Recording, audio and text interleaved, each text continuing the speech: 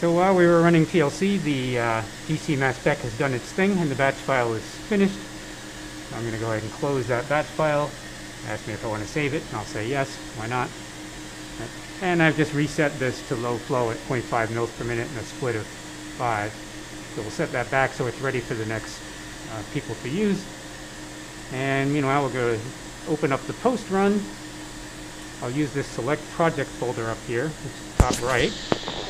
Hopefully you're going to be able to see this. To choose my folder where I put that data.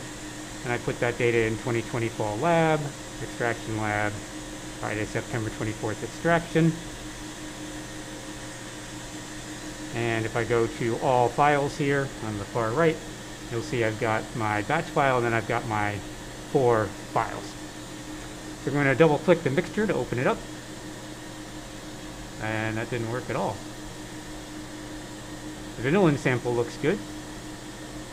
Cinnamic acid sample looks good. Tryptamine sample looks good. So for some reason the mixture didn't work. May rerun that, but that one's less important than the others anyway. So I'm going to open the vanillin. You'll see we have 2 peaks in between 3 and 3.5 minutes.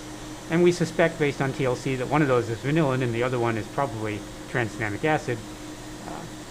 But we don't know which one's which. It hasn't integrated. So the first thing I need to go is to go to this peak integration for all TIC. TIC stands for total ion count. That's all the positively charged ions that have resulted from the bombardment of our sample with electrons. Basically, it acts like a game of marbles where the one electron hits another electron and takes both of them out of the molecule to create a cation. And then it fragments. That radical cation falls apart. It's unstable. And we see ions of different molecular weights. That's what we're going to be seeing down here. So we're going to hit that. Often the defaults work. A slope of 10,000 per minute. That means if it's not rising by 10,000 ions per minute, it's going to assume that it's just a baseline wobble. It needs to be at least 3 seconds wide, so it's not just an electrical spike. And then right now we have it set at a minimum of 600,000 for the minimum area. Maybe that's good, maybe that isn't. Over here for the program, we can also put in commands that turn the integrator on and off. We don't need that. So the defaults will probably work. We'll take them. And you'll see now we've got 2 peaks that are showing up. And if I use the peak over here on the right, there's my first peak. Has a molecular weight of 152. And there's also a very large M-1 peak, which has lost a hydrogen, which would make sense for transenamic acid because the carboxylic acid can readily lose a hydrogen. And then you'll see that there's kind of a peak here at 153. There's always a little carbon-13 in there along with the carbon-14, or with carbon-12. So there's always a bit of an M+1 peak. So that looks pretty good. Now I can initialize that zoom. And then on this next peak, you'll see that it also has an M-1 peak. 148 is the molecular weight, minus 147. That's, that's the transenamic acid, right? The other one was the vanillin. So that looks pretty good. We've got 2 compounds that are integrating. I'm going to save the data file. And then I'll want to put this into a report form. But before I do that, I want to go to the qualitative table. And I'm going to hit on TIC for total ion count. I'm going to register these by selecting them. By scrolling on the 1 and 2, highlight the whole row. I'm going to register those using the edit menu to the spectrum process table. And that puts them in the spectrum process table. And then I'm going to do a similarity search. I'm going to search the entire table, and it will tell me when it's done. And it's identifying that first peak as vanillin, and that second peak as 3-phenyl-2-propenoic acid, which is the IUPAC name for cinnamic acid. So that's good. It's identifying them correctly. I'm now going to save the data file again before I put that into a report format. Right. There it is, isolated crude vanillin and ethyl acetate. Obviously, there's some transenamic acid in there as well.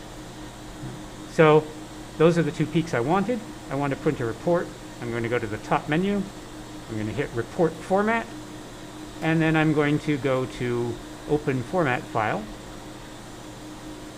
And I have those stored in my extraction lab folder. Extraction report 2020 individual for a single compound, and extraction report 2020 for the actual mixture, which didn't work anyway. So I'm going to open that. Right now there's nothing in it, but if I go to my data files, I can then just drag that vanillin file in there. So here's all my sample information, my peak report. It's not actually putting the names in for you, but we can do that. And here's the chromatogram, and then we've got the peak number 1 and peak number 2. And on the next page, right, we'll see that we've got peak number 1 and its closest matches. The library is the NIST98 library. That's the 1998 library from the National Institute of Standards. And here it says SI97. It's got a 97% match to vanillin. And it's got a 96% match to 3-hydroxy-4-methoxy mandelic acid. Right, that's another compound, molecular weight line 98. So that's not the right compound. It's a pretty close match, but our best match is vanillin. Right. And then on our third page, we've got, at a different retention time, a 97% match to 3-phenyl-2-propanoic acid, and then a 94% match to another version of 3-phenyl-2-propanoic acid. So we're going to print that to a PDF file, Microsoft Print to PDF, and I'm going to store that under Friday, September 24th extraction as vanillin.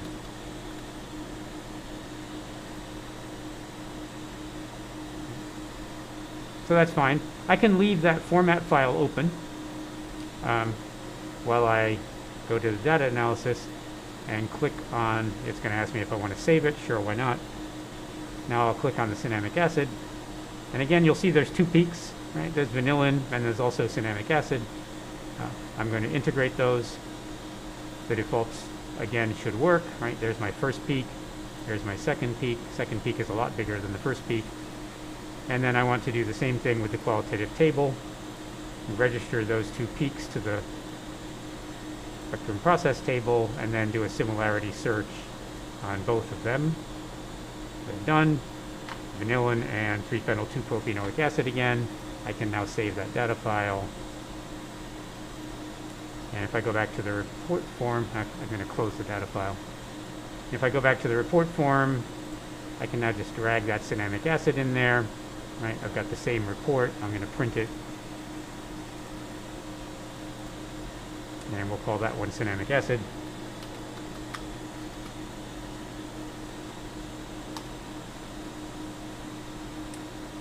And again, I can close. Oops, sorry, I don't want to do that. Now I can go back to and double-click the tryptamine.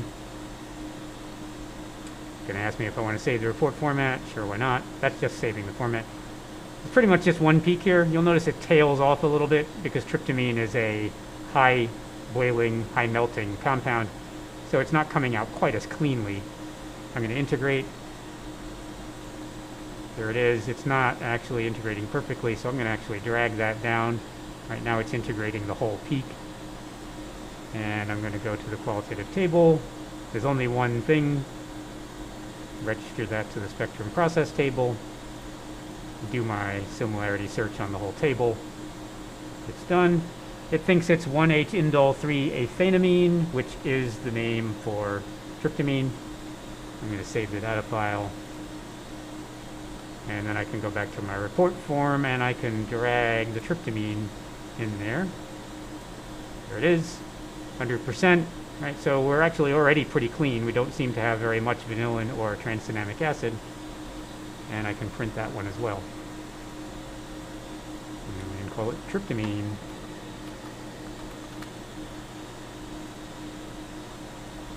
So now I can close the report format file. Sure, I'll save it. Why not? If we blow this way up, you'll notice there are 2 tiny peaks here. If I double click on that, there's quite a bit at 147 and 148. Maybe that's the vanillin. Maybe that's a little tranexamic acid. They're in about the right region for it. But they're so small that they're really not worth considering. Right, so the tryptamine's pretty pure. We did see what looked like a little bit of vanillin in our TLC sample, but the GCMS spec is pointing out that it's really a negligible component. still will purify it. And I'm not sure what happened to that mixture. That looks like the syringe was clogged. Maybe it hadn't been washed enough times because it was the first sample. So I'll upload those files for you. The other thing we're going to want to do is I can open any one of those files. Oops.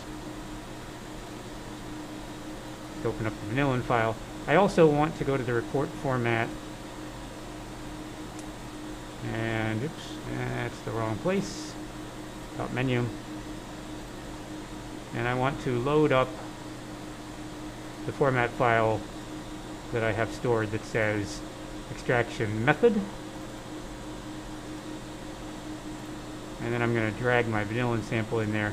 This is all the method parameters. It tells you about the column and the temperatures and all those things I was reading off at the beginning. I'm going to print this as well. And we'll call that extraction method.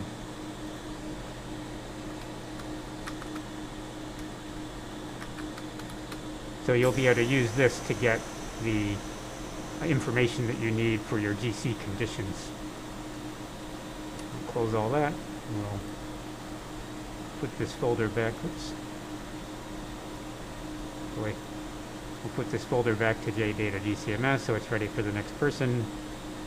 And I forgot to do that here too. I want to send that.